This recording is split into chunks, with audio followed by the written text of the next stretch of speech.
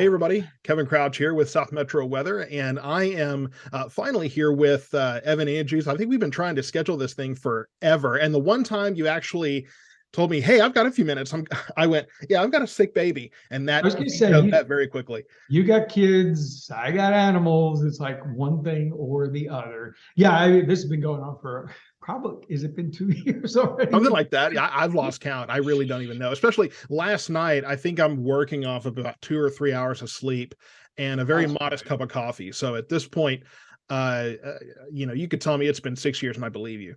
Um, I understand 2 hours sleep and minimal coffee. Oh, I'm sure. I think you kind of just have to operate on that sometimes in a much bigger operation than I'm doing. It's called Uh, it's called it's called ad lib well, yeah, there's that too. and memory function. Right, right. Well, then you just got to hope that you have a bunch of days, have a week like last week. Nice, pretty, go out and enjoy it, and that's all you got to do. Yeah, unfortunately, it's Texas. This time of the year, the odds of getting more than 1 week like that pretty slim. If you do, you're in a drought.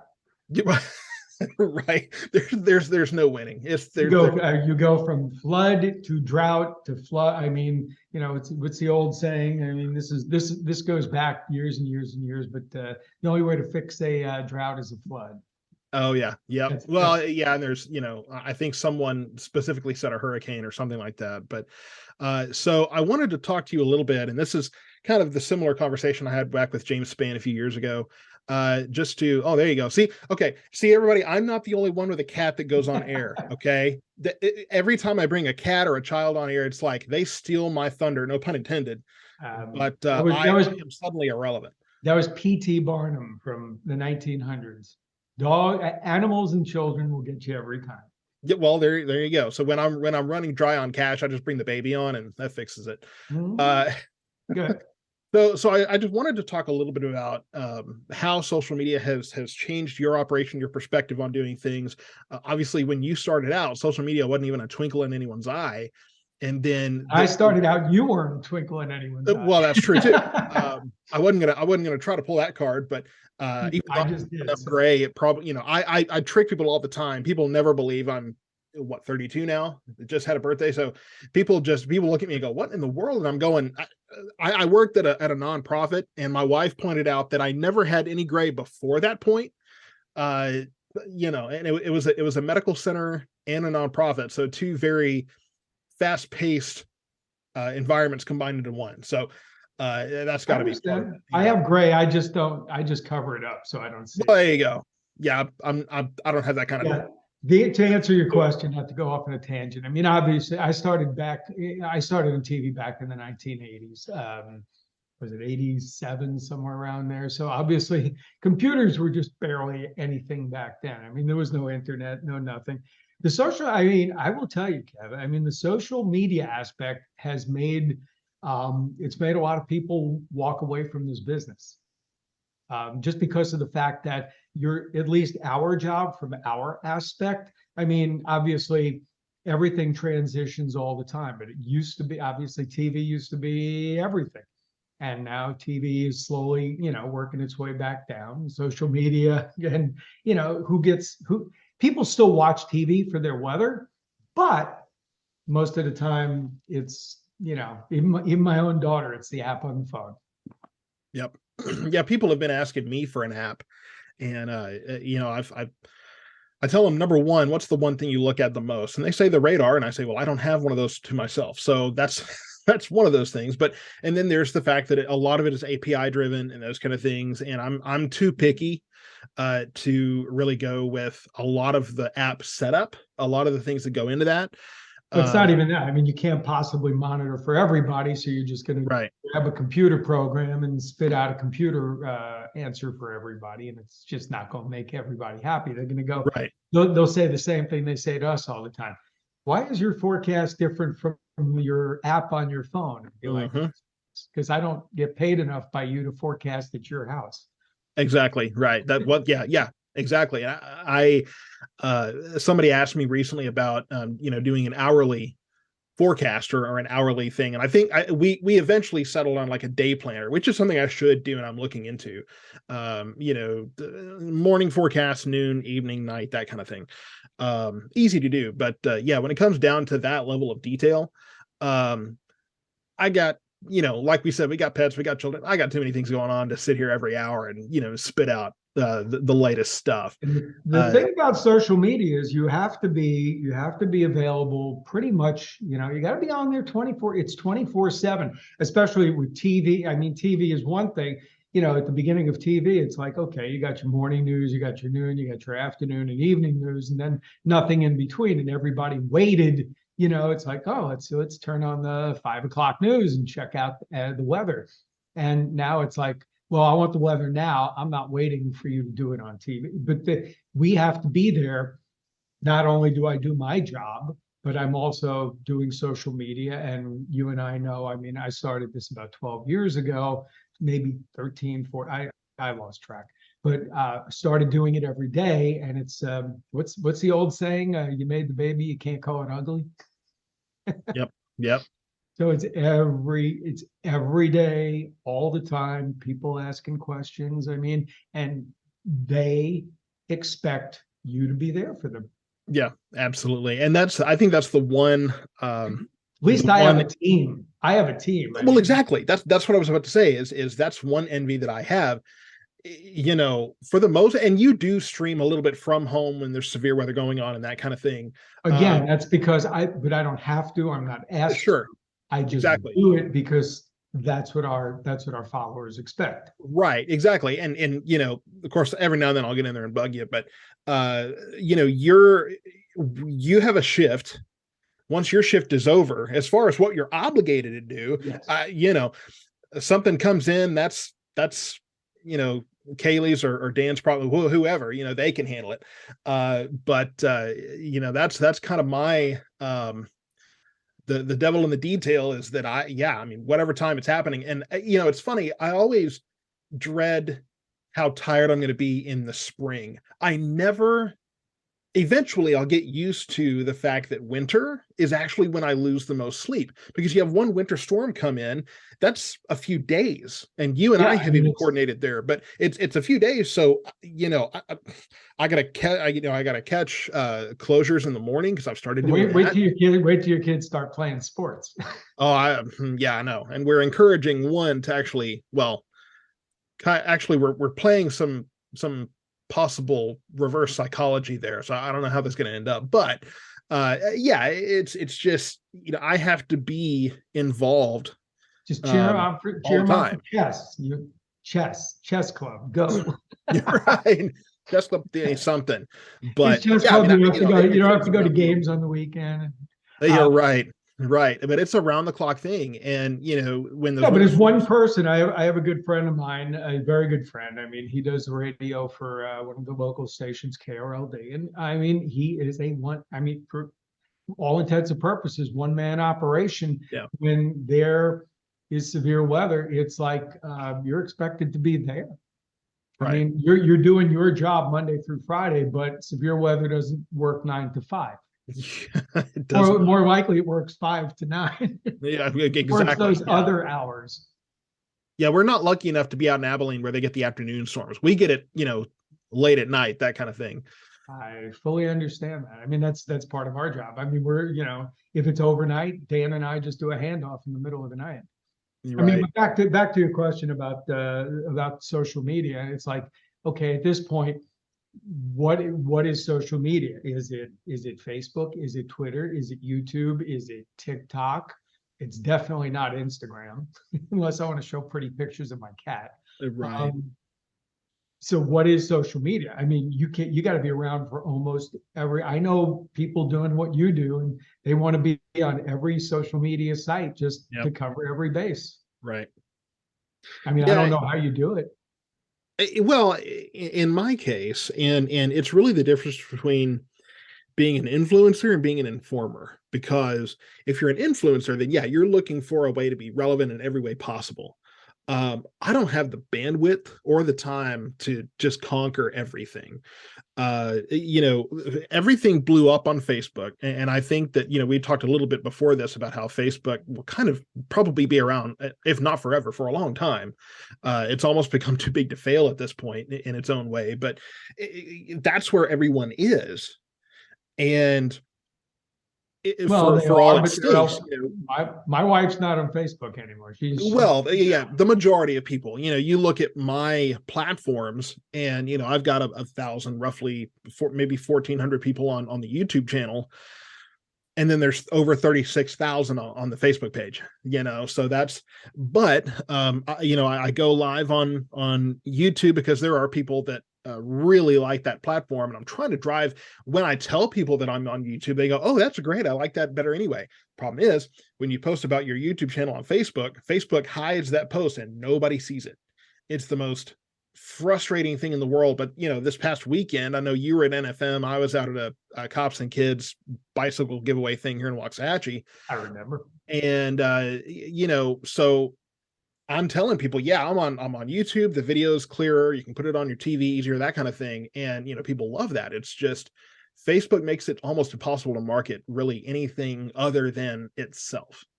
Well, yeah, and the other thing about, you know, you and I talk about this all the time. I mean, there's the fine line. How do you get interaction on social media? Well, honestly, the only way you're going to get the interaction is a little bit of shock and awe. Yeah. You and I both, you know, it's like we want to smack our heads into the wall in the shock and awe part. I Right. mean, you know, you got guys posting giant eyeballs or saying, "Oh my God, here 4 days from now we're all going to die," even though it's not even close to true. I mean, Yeah. that's how you get interaction, by scaring the living daylights out of people. Yeah, you know, and I actually, in my presentation that I've been giving to the school kids over the past couple of months, fortunately that slowed down. But when I give that presentation, one of the things that I show, at least when I talk about forecasting, is I have a screenshot that was posted, I think, a couple of years ago, and it said it was going to snow like 8 inches in this area, but it was a I think it was the GFS, and it was like 2 weeks out. I know You know what exactly. happened that I know day? exactly the guy who made that post too. Nothing. Nothing happened. I remember. And I mean, it was like a clear blue sky 70-degree day. And so I use that to help people understand, this guy took one screenshot from one weather model, zero context, zero understanding of the models or their quirks or anything of that sort, and just said, this is what's going to happen. But who do they come to when it doesn't happen? Us. They come to you and I and say, okay, well, why didn't it work? Because they know that we're reputable, but we're human beings and we can't resist the sensation. So, you know, we kind of have to deal with the afterburner on all that. There are no, I mean, it's like opening a coffee shop. Nowadays, there's really no barriers to entry. I mean, yes, you're going against the big players, but there's really no barriers to you getting your weather business started anymore. I mean, the model data, if you want good model data, it's $10 a month. If Yeah. you want cruddy, I can say crappy. This is, you want, you know, there's free data. The data is free. The radar, you can get radar scope on your you know, $9.99 a month radar Omega, whatever. I mean, you too can play weatherman for next to nothing. Right. All you need is a following. And how do you get a following? Hype. Yeah. YouTube thumbnails and all these just ridiculous things. I remember, and a lot of these apps will put a future radar up there. Weather Channel loves to do this. They put a future radar up. It's really the HR model, right? And at least usually. And I'm not kidding. There was one night, it was like 10 o'clock at night or something. It was way really late. And my phone started smoking. It was blowing up so much. And the I think it was the Weather Channel or one of the apps that uses that API.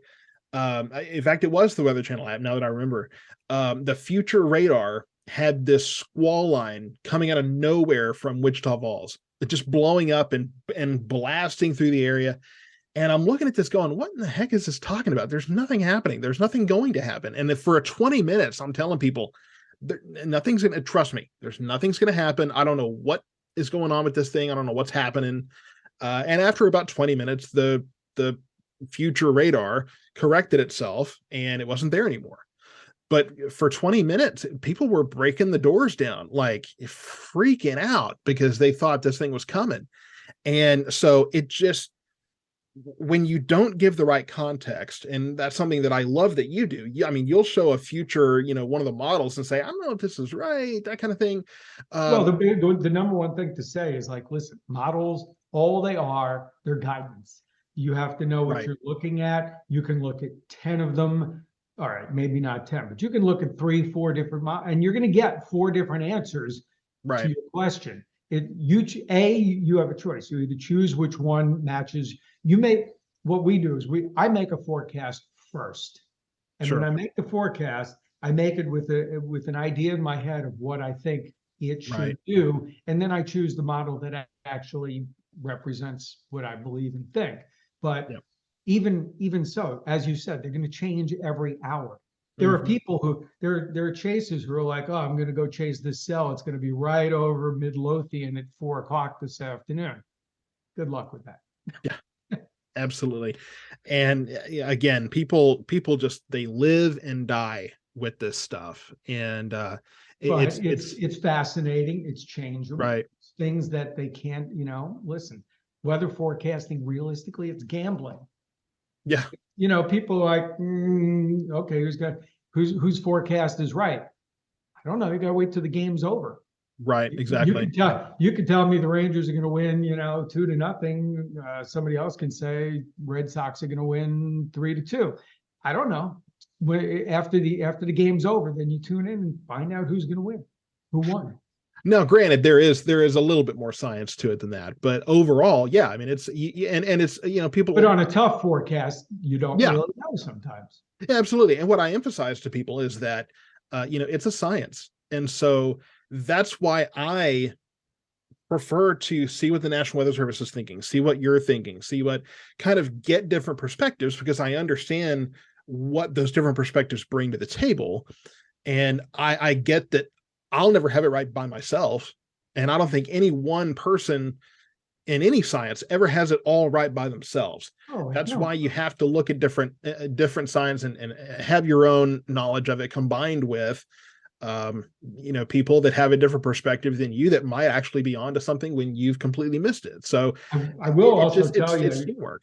I mean, we've also had. I mean, I've had discussions with the National Weather Service, and by the way, this is it's kind of like cheating and telling y'all and revealing some to your viewers some little aspect. But I don't know how much they know about the NBM, which is just one of the newest numerical models. But all the weather services, believe it or not, are actually told to skew towards without the first 24 hours. Everything after 24 hours, all the weather services nationwide are supposed to skew towards that model. So all the forecasts look uniform throughout the country. Okay. So believe it or not, sometimes the forecast, as we look at them, as you look at them, and I look at what they're forecasting, I'm like, doesn't look like what it's going to be. It looks like what this one particular model is spitting out. Sure. You can be original. Right. And that's the thing is you have to be able to I have to be able to scale what is the big picture say, and then how does that apply to us? One of the things that I try to do is I'll usually trend, depending on the situation, trend my temperatures a little bit cooler sometimes than what the area has because we're a rural area. We have low-lying areas. It tends to get a little bit cooler out here. And so there's always fog somewhere in Alice. right, exactly. So, but those are those little things, those little details you have to pay attention to that can make a big difference in terms of what you actually tell people to expect. Well, plus So, you also have it. You have a niche. You have a niche. You're in right.